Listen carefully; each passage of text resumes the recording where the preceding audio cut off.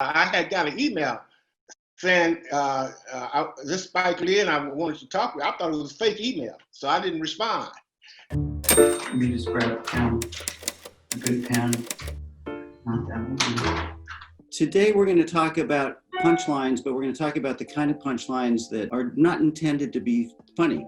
And Emory Douglas is a guy whose images and cartoons have been packing that kind of a punch for more than 50 years. Welcome to Punchlines, Emory. Thank you. I'm glad to have been invited. One of the other iconic images that I think of when I think of your stuff is the image of the black GI in Vietnam with the photo collage in his helmet. So Spike Lee saw that, and he's decided to pull you into his latest film project. Is that right? He's seen the poster, and he felt that was the essence of the Black experience of what was going on in this country, in the collage within the helmet of the black GI. Then you have the words, "Free the GIs, our fight is not in Vietnam."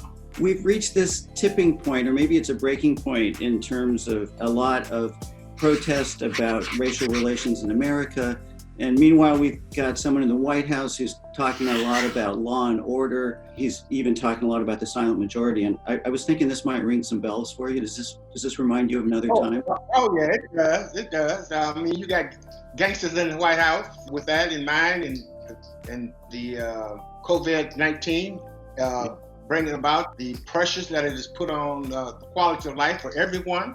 And George Floyd being the spark that lit the prairie fire. So you got started with the Panthers at a very young age. How old were you? Well, I was 21 when I came into the Panthers. And you were already an artist. You were already doing graphic design and knew how to put together posters and newspapers. I went to City College in San Francisco. That's where I got my basic pre-press production, all those things that went into putting publications together. So that helped me when I came into the Black Panther Party. Are there particular images when you think back to those days that you're particularly proud of? Number one would be the pig drawing, because that was one that took on a life of its own. It became an image that defined those who were victimizing us, but at the same time, it transcended the African American community.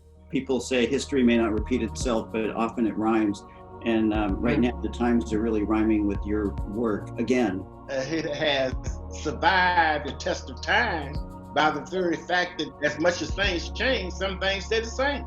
Are you active with the Black Lives Matter? Oh, yes. I've done many talks with him. We discussed, and I talked about my connections and how I was inspired by the political art of the time. Young people were thirsty and hungry to see and understand. They have been inspired about what the Black Panther Party artistic development was about, as well as the politics.